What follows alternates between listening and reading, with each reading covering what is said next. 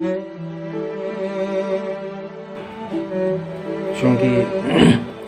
गोपालगंज के सारे लोग वाकिफ़ हैं उस लड़के से जिसको कुछ लोगों ने अपनी साजिश का शिकार बनाया और हम सब ने एक बेहतरीन सितारा खोया है। और आज मैं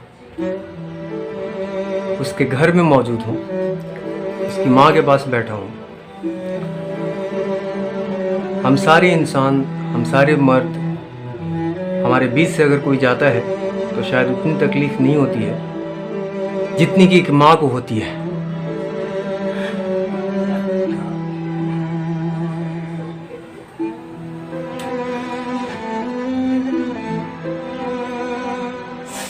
इससे ज़्यादा मैं बयान नहीं कर पाऊँगा, आप सब समझ सकते हैं उस चीज़ को।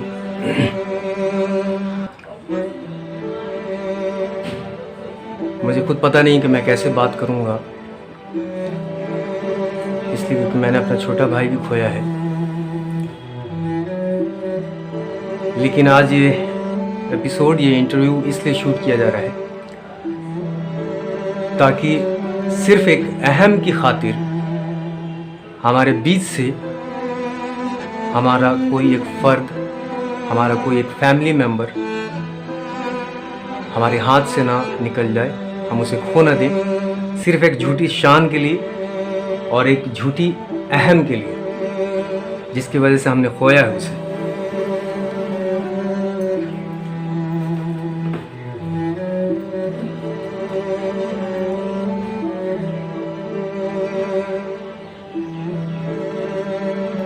सबसे छोटा था,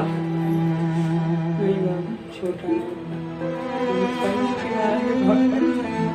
हमारा फल का बिजनेस हो रहा है, फल का छोटा छोटा बच्चा था।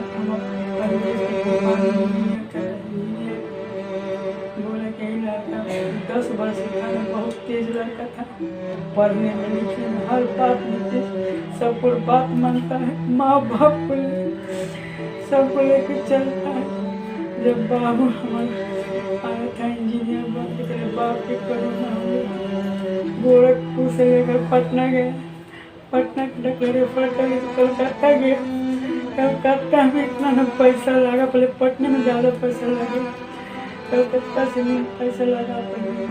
बाबू हमारा मतलब इंजीनियर बन के आया था। हाँ, बन गया और था। उसके पास रास्ता था कि वो बाहर जाके कमा सकता था। हाँ, लेकिन फिर भी उसने ये सोचा कि मैं इस सोसाइटी में रहूँगा और सबकी खिदमत करूँगा, सबके काम आऊँगा, और जो वो कर रहा था। बाप को जो तबीयत खराब था, बोले कि हम नहीं जाएंगे, बहुत पैसा लग गया था, और बोला कि यहीं पर कुछ कमाओ मारो।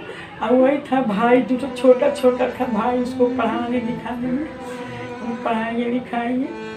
सब चीज़ कर हमारे बाबू को मार दिया, टाइगर मार दिया हमारे बाबू को। मन कैसा है हमारा। मैं आप सभी को बता दूं कि टाइगर हमारा बच्चा। हमारी सोसाइटी में इतनी ज़्यादा निगेटिविटी है, इतनी ज़्यादा नकारात्मकता है कि अगर हमारे समाज में कोई भी फर्द आगे बढ़ता है तो उसके पैर खींचने वाले 1000 पैदा हो जाते हैं। कोई किसी की खामियां निकालने की कोशिश करता है, लेकिन मदद करने की कोशिश नहीं करता है। कोई उसको प्रोत्साहित नहीं करता है, कोई उसके हौसले को बुलंद नहीं करता है। और शायद इसी की सज़ा परवेज़ को मिली है कि इतनी कम उम्र में उसने जो हासिल किया था, इतनी मोहब्बत उसने हासिल की थी, और वो मुकाम उसने हासिल किया था। परवेज़ के पास ऑप्शन था कि वो एक इंजीनियर था, बाहर जा सकता था, अच्छे पैकेज पे काम कर सकता था, पैसे कमा सकता था, लेकिन उसने प्राथमिकता दी, उसने प्रायोरिटी दी सोशल वर्क को। हमारे समाज की बहुत बड़ी खामी है कि कोई नौजवान किसी क्षेत्र में आगे बढ़ता है तो उसके चाहने वाले कम और उसके पैर खींचने वाले ज़्यादा पैदा होते हैं।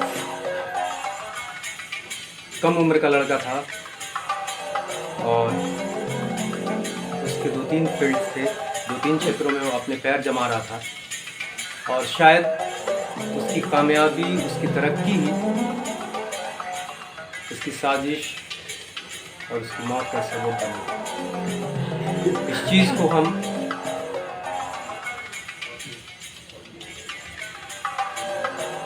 मैं करीब से जानता था उसे। जिस लड़के ने कोरोना में अपने कंधे पे सिलेंडर रखकर, ऑक्सीजन सिलेंडर रखकर घर घर पहुंचाया है, कितने मरीजों की जान बचाई है, आज उसकी फैमिली के साथ अगर इतना बड़ा हादसा हुआ है तो इसके खिलाफ हमें आवाज़ उठानी है, इसलिए क्योंकि ये हादसा आपके साथ भी हो सकता है।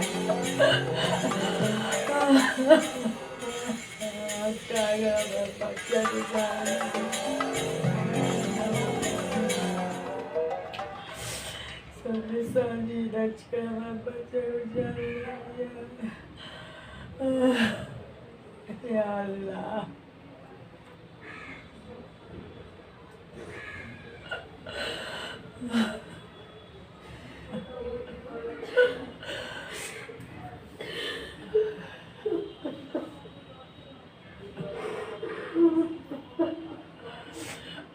इंसाफ चाहिए बाबू,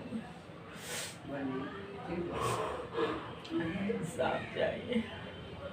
जो मारा है हमारा उसका मौत चाहिए, फांसी चाहिए। जो हमारा लड़का को मारा है उसका फांसी चाहिए हमें, टाइगर का। बिल्कुल। तो एक माँ की दर्द है, एक माँ का दर्द है, एक माँ की आह है जो ये हिसाब मांग रही है। अगर मेरे बेटे से छोटी सी गलती हुई थी तो उस गलती की सज़ा इतनी बड़ी नहीं होनी चाहिए थी, क्योंकि एक ज़िंदगी से बहुत सारे लोगों की ज़िंदगियाँ जुड़ी होती हैं, बहुत सारे लोगों की खुशियाँ जुड़ी होती हैं। आप खुद समझ सकते हैं कि इस घर में 12 अफराद रहते हैं, 12 लोग रहते हैं और 12 लोगों ने एक हफ्ते से खाने का एक निवाला, रोटी का एक निवाला अपने मुंह में नहीं डाला है, उनके हलक से नहीं उतरा है। तो एक माँ की वेदना समझ सकते हैं आप, एक माँ का दर्द समझ सकते हैं, एक माँ की, एक बहन की, भाई की, इन सब की यही पुकार है। अगर किसी ने अपने झूठे अहम के लिए, अपने बाप के बदले के लिए अगर मेरे बेटे को, मेरे भाई को मारा है तो फिर हमें भी उसका हिसाब चाहिए कि अगर हमने अपने भाई को खोया है तो हमें भी उसकी फांसी चाहिए, उसकी मौत चाहिए। जी हमारे बाबू के साथ चला है लोग, सब कुछ सजा चाहिए। बना 2 बच्चे, एक लड़की हमारे सियानी, हम कहाँ करेंगे, कहाँ से क्या करेंगे बताइए ना। सारा उम्मीद पर पानी फिर गया अल्लाह। अब बुरा बाप है, उसमें कहाँ से कमाएगा बेटिया आदमी। बहुत ज़्यादा पैसा लग गया। हमारे बाबू को जगन्नाथ के लड़का पढ़े नहीं, गरीब का मदद करता है, इतना उम्र कम। किसी को हमारा बाबू दिल नहीं दुखाया, किसी को।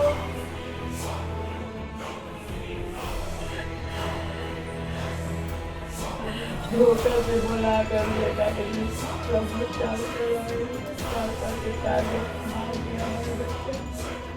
बहुत सारे लोगों को ये भी लगता था कि ये शायद छोटी जाति का है, पिछड़ी जाति का है, तो आगे बढ़ रहा है।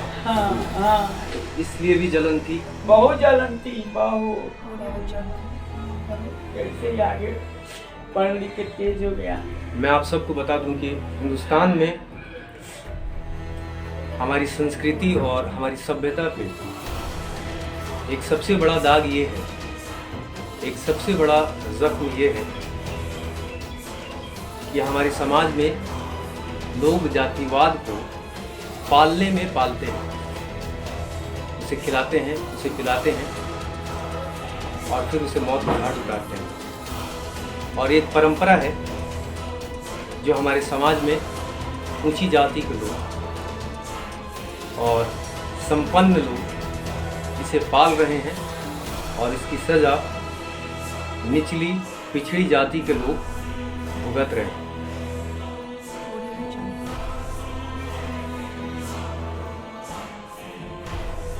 इन सब चीज़ों के खिलाफ हमें आवाज़ उठानी पड़ेगी और ये रूढ़िवादिता है।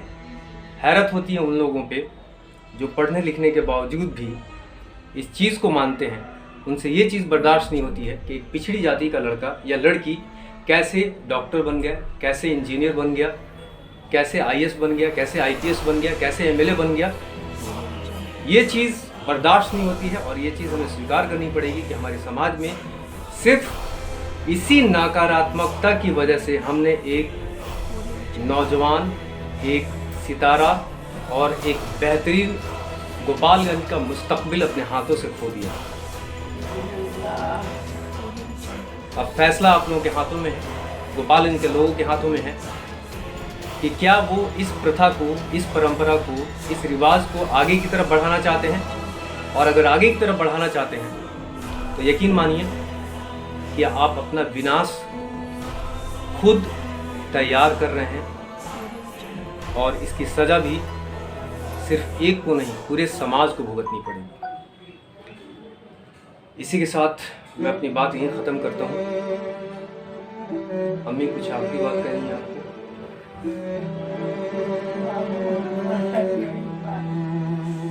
इंसाफ चाहिए, इसलिए क्योंकि ये हादसा किसी और माँ के साथ भी हो सकता है। आज मेरा पास बेटा के साथ हुआ, कल किसी को बेटा के साथ हुआ, शायद हो सकता है मेरे साथ भी हो जाए, मेरा इसलिए भी आवाज़ साथ हो उठानी जाए। जरूरी है। जरूरी है। हमारा इंसाफ चाहिए। जो हमारा बाप के साथ शादी सब लड़का है, टाइगर ने हमारा बाप को मार दिया। 2 महीने बाद शायद बहन की शादी की बात भी हो रही थी और उसके लिए वो काफ़ी तैयारियां भी कर रहा था।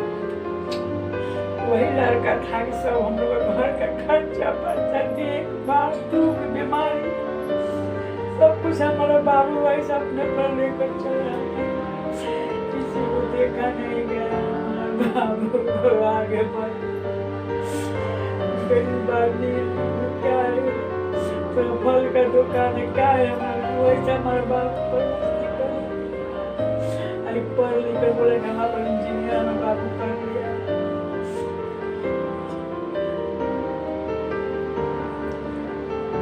और इस रिवाज को भी कायम रखते हुए हम अपनी बहन को सामने नहीं ला सकते। उस बहन जिसने अपना भाई खोया है,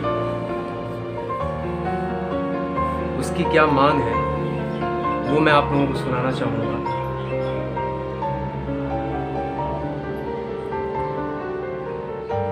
जो मेरे भाई की कातिल है, चाहे वो 10 हो, 15 हो, और जो जिसने हमारे भाई को मर्डर किया है, इन सबको फांसी की सजा होनी चाहिए। तभी जाके हमारे भाई का इंसाफ मिलेगा और उसके आत्मा को शांति मिलेगी। हमने अपने भाई को तो इतने मुसीबत उठा के इंजीनियर बनाया था, 2-2 रुपए इकट्ठा करके हमने अपने भाई को इंजीनियर बनाया था। एक छोटी सी फल व्यवसाय के बेटे हम लोग बच्चे हैं, तो उसी भाई पे हम लोगों की उम्मीदें थी कि आज वो इंजीनियर हो जाए या कोई अच्छे पोस्ट पे हो जाए, ताकि और हमारे भाई बहनों को वो अच्छा फ्यूचर बना सके।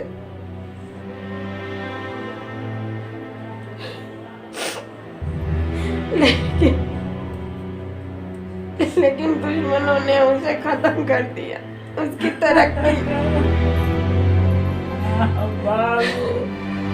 उसके चाहने वाले इतने थे कि दुश्मनों की जलन होने लगी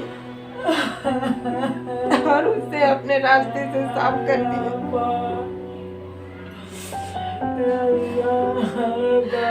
हमारे भाई के कातिल को सजा सिर्फ फांसी होनी चाहिए या फिर मौत।